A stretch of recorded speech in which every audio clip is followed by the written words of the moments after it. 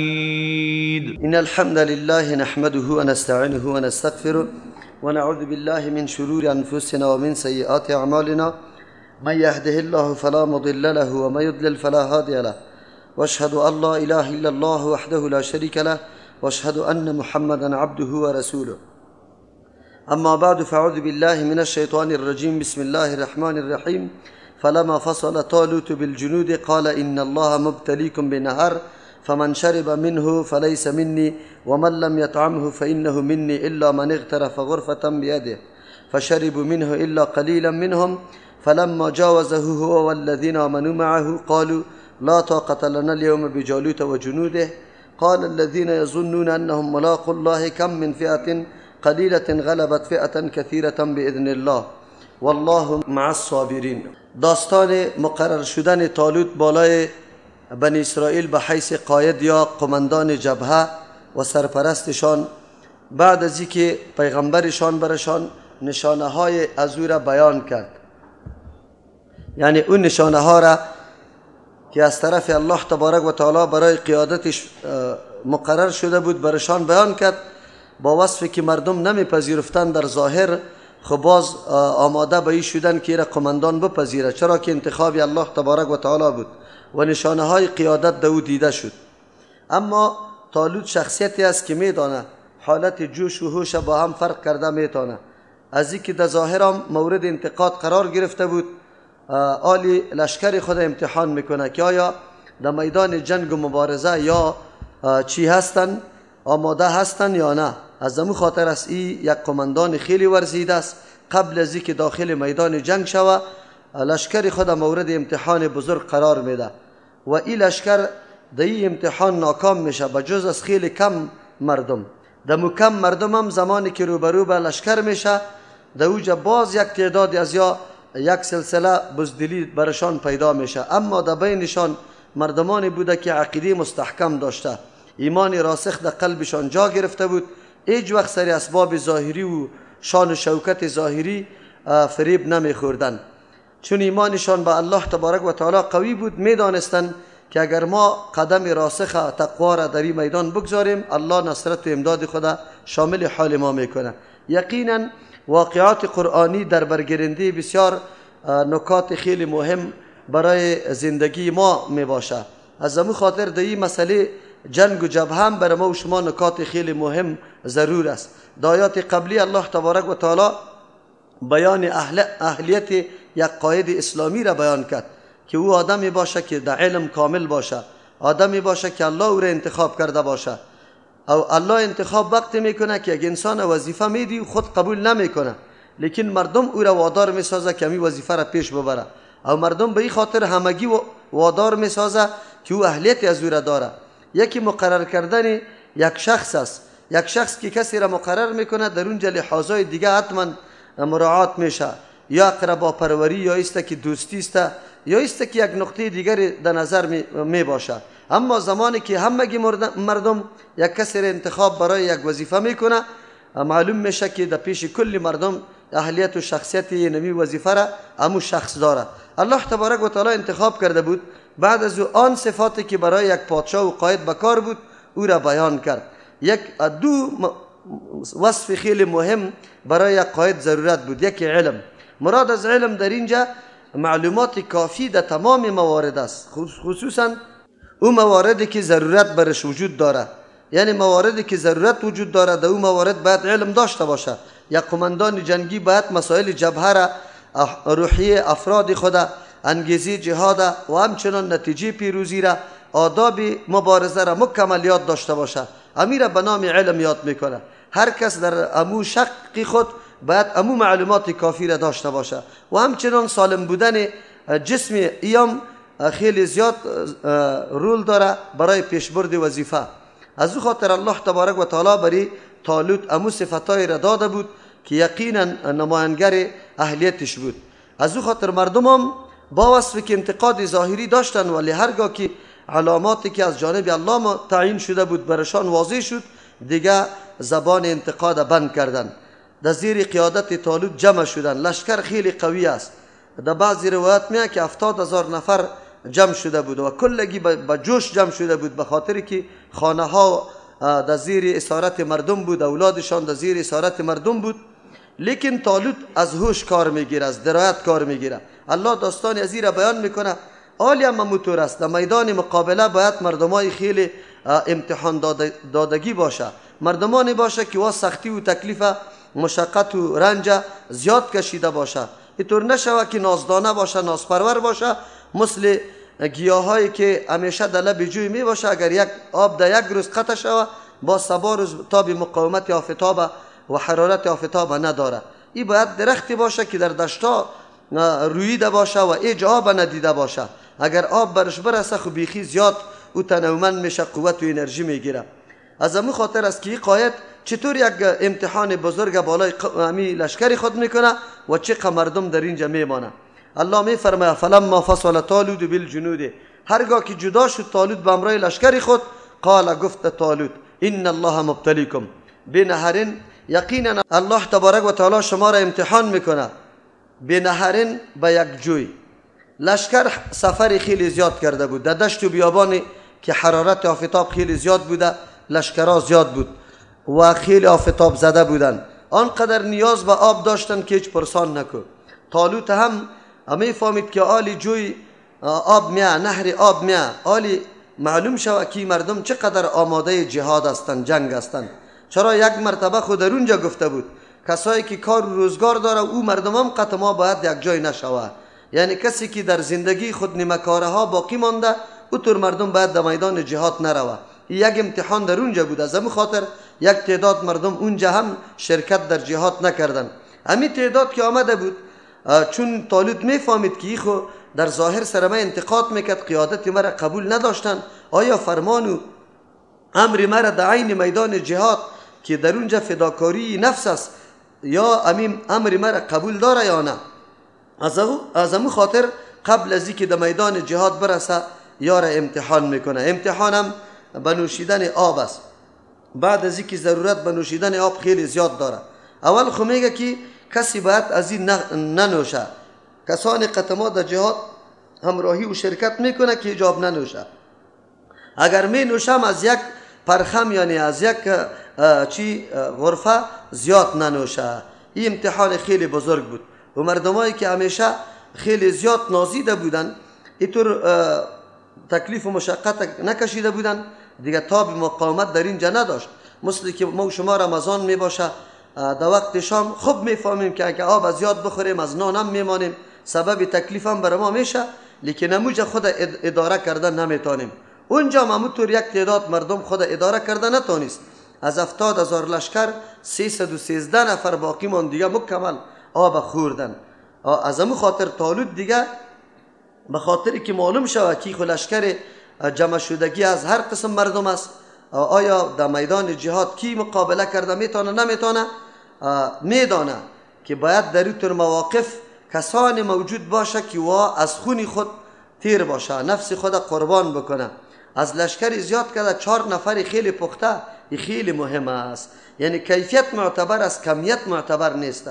در عبادات الله تبارک و تعالی می قانون است که پیش الله تبارک و تعالی کیفیت معتبر است، کمیت معتبر نیست. عبادت به شکل درست انجام داده شود اگر چی کم باشه به نزد الله خیلی اعتبار داره. از اینکه کمیت زیاد باشه اما کیفیت نباشه، مثل تراویح مردم افغانستان واری 20 رکعت خو میخوانه لیکن کیفیت درش هیچ وجود نداره، نه رکوع نه سجده است. طالوت میدانست که کیفیت معتبر است، ثبات و پایداری کدام افراد داره، کم باشه ولی مقاومت پخته داشته باشه، کثرت به درد نمیخوره. و این یک تجربه خیلی کافی است. چند نفر مخلصی که همدل در عقیدت یکی باشه و خیلی کار میکنه، از اون مردمایی که در بینشان مردمای بزدل و مردمای متردد و مذبذب باشه، تو یک برنامه را پیریزی میکنی، یک نفر پیدا میشه یک گپ میزنه، اما برنامه منحل میشه، پیش نمیره. از همون خاطر برای کامیابی هر حرکت مردمای مخلصی سرسپرده به کار است. این تو نیست که مردم هیاهوی از یاد بکنه، نه، مردمی که واقعا در امتحان کامیاب میشه. برجستگی طالوت برای ما واضح شد که در میدان امتحان چه قسم انتخاب میکنه. انتخاب هم که هیچ کس طالوت ملامت کرده نتونه که تو مرا چرا نماندی و دیگر روز ادعا بکنه که ما جهاد کرده میتونستم. اینطور امتحان میکنه که نه کسی خفه شده میتونه. چرا گفت که کسی نخوره امی آب؟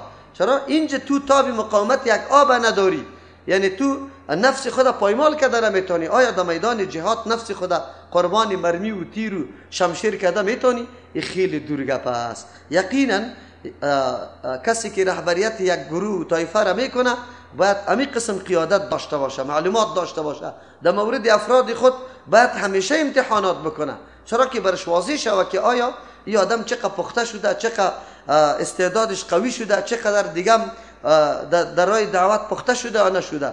هر کس دعوت کرده نمیتونه. دعوت برای خود مردمای اهل کار داره، او مردمایی که واقعا در این راه مبارزه را اختیار بکنه و هر نوع تکلیف سر جان خود قبول بکنه. ما و شما وقتی دعوت نمی عقیده خدا میدیم یا طور کامیاب نمیشه تا وقتی که مردمان صالح پیدا نکنیم، اهل که یقینا از نگاه عمل امتحان بدیم که مردم ما را ببینه. هر قدر تبلیغات مردم که شده تو را مردم قطی دوربین سعی بکنه هیچ چیزی خلایی را در تو پیدا کرده نتونه، اونو وقت امو تبلیغات مردم قطی خاک یکسان میشه و مردم اعتماد اطمینانش سری تو پیدا میشه. اگر ما خدا میگیم به منهج سلف روان هستیم، تنها یک رفع الیدین میکنیم اما در عمل دیگه هیچ چیزی نداریم، باز دیگه هم خلاها و نقطه هایی که مردم تبلیغات کرده در تو پیدا میکنه، باز گپت مؤثر واقع نمیشه. از او خاطر میدان عمل خیلی مهم گپ است و کشیدن تکلیف و مشقت امر لازمی است. باید ما این مشقت ها را بکشیم. طالوت می کار میکنه. فمن شرب منه فلیس منی، کسی که از این مینوشه از لشکر من نیست. و من لم یطعمه، کسی که از این خوراک نکرد فانه منی، او از جمله ماست، یعنی از لشکری ماست که قطعا امرایی در جهاد داشته باشه. الا من اغترف غرفه بیدی، مگر کسی که یک پرخم به دست خود میخوره او معاف است، یعنی این در مرتبه دوم است. در حقیقت لشکر از این سه طایفه میشه.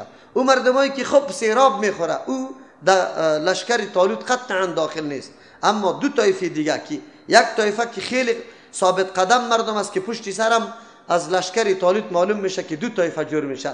یک طایفه بزدل است که لشکر جالوت میبینه یک دم در ذهنشان میاد که ما توان مقابله را نداریم. اما طایفه قلیل دیگری که ایمان پخته است و دمو فرصت هم میگه که نه، بسیار طایفه های خیلی کم است که الله او را غلبه نصیب کرده، ما ان شاء الله غالب میشیم. همین طایفه است که هیچ نخورده آب، اما طایفه دیگه یک پرخم آب خورده. خب مجموعه 313 شخص از جمله مجاهدینی که امرای طالوت است. پیغمبر علیه الصلاه و السلام در جنگ بدر هم هرگاه که یک صحابی را امر کرد که تعداد ما چقدر است، صحابی بعد از شمار کردن لشکر آمد گفت یا رسول الله 313 نفر هستیم. فال نیک گرفت پیغمبر علیه السلام. در دین اسلام فال نیک موجود می باشه، فال بد وجود نداره که مردم بدشگومی میگه، این وجود نمی داشته باشه. پیغمبر علیه السلام گفت ان شاء الله نصرت الله قطع ماست، به خاطر که در امی تعداد لشکر طالوت بوده، از امو خاطر ما کامیاب میشیم و الله کامیاب کرد. در جنگ بدر امو کامیابی نصیب پیغمبر علیه السلام شد.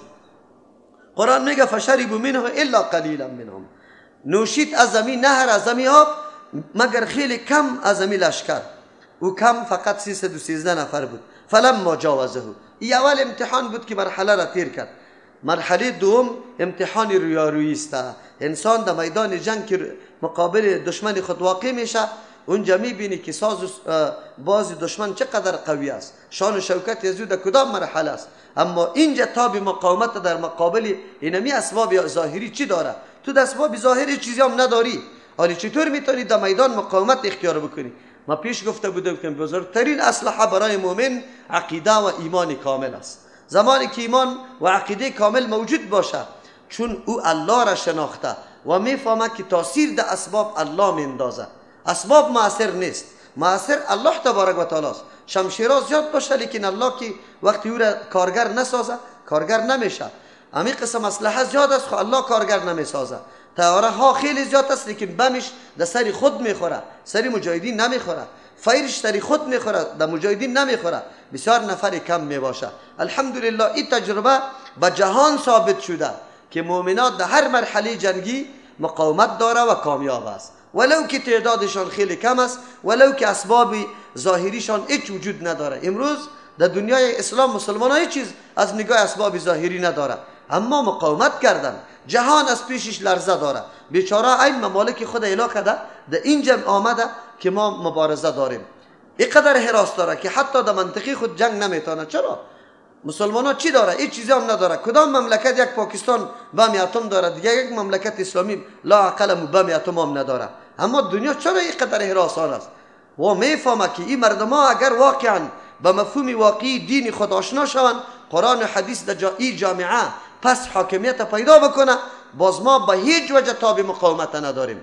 یا خو ما را از قرآن و حدیث دور کرده، نفاق و شقاق در بین ما انداخته، ما را به مختلف فرقه ها تقسیم کرده و خودشان سر ما حکمت کرده رایسته. مردم و ملت به نام اسلام است، اما حقیقت اسلام در بین مجتمع مسلمان های وجود نداره. اینی مشکلی ماست. ایمان محکم نشده در قلب. از همین خاطر شما اگر خبر باشه در وقتی که نومی حمله صورت میگرفت، آنقدر تبلیغات بود که پرسان نکو. اما تبلیغات انسان وادار به این میکرد که دست از جنگ بکشی، مکمل تسلیم شوی. روسا که آمد تانگاوی تیاره شب و روزی کابل معلوم نمیشد که چی حال است از دست تیاره که تا میشد در میدانا و تانگا را تا میکرد. از همین خاطر مردمایی که ایمان نداشتن و آنقدر زیر تاثیر اینمی اسباب ظاهری رفته بودن که مجاهدین نعوذ بالله دیوانه خطاب میکرد. میگه این مردم دیوانه قطعی یک تفنگ چرایی و تفنگ ساجمایی خود در مقابل تانگ و توپ استادگی میکنه. علت چی بود؟ به خاطری که اینجا ایمان قوی نبود. ایمانی قوی بکار است. در هر حرکت و در هر مبارزه عقیده پخته وجود نداشته باشه، هیچ وقت کسی کامیاب نمیشه. این را یاد داشته باشه. به عقیده متزلزل هیچ وقت انسان در هدف خود نمیرسه. حالی میبینیم که چی گپ است؟ فلما جاوزه هو والذین آمنوا معه. هرگاه که عبور کرد، تیر شد طالوت و الذین آمنوا معه و کسانی که ایمان آورده بودن امرای طالوت تیر شدن از نهر، قالو گفتن آلی نمایان شد لشکر جالوت. لشکر جالوت خیلی با عدد زیاد و خیلی اسباب ظاهری شمشیرها و اسبا و گپا خیلی زیاد بود. در بین اینمی لشکر طالوت یک تعداد مردم که یک کمی بزدل بودن و گفتن لا طاقت لنا اليوم بجالوت. امروز ما در مقابل جالوت هیچ توانایی نداریم و جنودی در مقابل لشکرش. ما را بیبی این تعداد ما را، این اسلحه ما را و را بیبی. کی ما با هم مقایسه شده میتونیم و کی برابر شده میتونیم که مقابله بکنیم؟ اما در بین مردمای راسخ است، او مردمایی که یقینا صفات الله را شناخته، او مردمایی که وعده های الله را یقین داره، او مردمایی که یقینا وعده های الله را در چشم سر مشاهده میکنه. مؤمن واقعی یقینا همونطور میباشه ولو که اسباب ظاهری قطعا وجود نداره. و چی میگه؟ قال الذين يظنون، گفتمو کسانی که میدانستن، اینجا ظن به معنای یقین است، که یقین داشتن انهم ملاق الله، که ما امرای الله رو برو شده نیستیم. مرگ آمدگی است، یا امروز یا صبا یا دیگه صبا، این فرقی نمیکنه. اگر امروز میموریم اگر صبا میموریم، خلیکن مردن چی رقم مردن باشه. ما به پیش الله میرویم، با الله رو برو میشیم، باش که می مردن ما مردن افتخاری باشه، مردن به خاطر رضای الله باشه. از او خاطر چی میگه؟ کم من فئه قلیله غلبت فئه کثیره باذن الله. بسیار کرد یک جماعت خیلی کم غالب میه بالای یک جماعت خیلی بزرگ، اما توسط چی؟ باذن الله، به فرمان الله. الله کی خواسته باشه به این نظر نمیکنه که چقدر مردم زیاد است یا کم است، اسباب و وسایل جنگی کم است یا زیاد است. نه نه نه نه، الله تبارک و تعالی یک جماعت قلیله غالب میسازه. چرا؟ صحنه جنگ بدل میسازه. میبینی که حالت دیگرگون میشه. اما طور بود پیغمبر علیه السلام کدام مقامی را که برای خود خاص کرده بود و خیلی گل چی ریگ بود، پایای امی مجاهدین گور میرفت، آب وجود نداشت. لیکن زمانی که مسئله جنگ آمد الله باران کرد. جای پیغمبر علیه السلام یک دم سخت شد، آبام فراوان شد و جای کفار لای بود، یک درم پایایشان میلغزید و اسبایشان میلغزید. الله تبارک و تعالی در یک لمحه صحنه جنگ تغییر میده. چرا؟ الله قدرت داره. گپ ایجاست که ایمان و یقین پخته شوه بالای الله تبارک و تعالی. این چقدر درس میده به ما. این جمله نیست که جمله عادی باشه که کم من فئه قلیله غلبت فئه کثیره خب باذن الله. به فرمان الله جماعت و توده های خیلی کم مردم که به اخلاص و صداقت در راه الله مبارزه بکنه، لشکرهای طاغوتی را شکست داده میتونه. مجاهدین افغانستان یقینا با واسطه که قدر معلومات کافی هم در جهاد نداشتن و او قدر ایمان راسخ هم زیاد نبود، حتی مردم آشنایی هم با ایمان خیلی کم داشت، اما طاغوتی بزرگ، بلای بزرگی روسیه را شکست داد. نه تنها خود یک مملکت بلکه نظام کمونیسم الحمدلله گلمش از دنیا چیده شد. یک گپ عادی نیست. این سخن بعد ما همیشه در تاریخ خود یاد داشته باشیم. شما مقاومت کنید، نگویید. شما میبینید محیط ما حول یک دم خرافات گرفته، مردم خرافاتی قدر زیاد است، کش و فش داره خیلی زیاد. تو یک نفر، دو نفر، سه نفر هستی، ولی شرطش است که مقاومت داشته باشی، یقینت سری الله تبارک و تعالی باشه. تو حرکت شروع کو، قطعا الله تو را کامیاب میکنه. این ما یقین داریم که الله کامیاب میکنه. چرا؟ این جمله ما را روحی تازه میبخشه. ما مایوس نمیشیم. در یک ماحول محیط ما میبینیم روزگاری میباشه که در اونجا یک دم سر و صدای بدعات و خرافات است، روزی فرا میرسه که یک دم صدای توحید در اونجا بلند شده میباشه. خب شرط چیست؟ شرط مثل لشکر طالوت و لشکر بکار است که آزموده شده باشه، مشقت و تکلیف برداشت کنه. اما یک چشم کشیدنی پدر او را وادار به این نسازه که دیگه مکمل. یک نفر چی بود از دوستای ما بود، در منطقه رفتیم، سابق ما خب چی بود، رفع الیدین نمیکرد، دستارم همینطور پایین گرفته بود.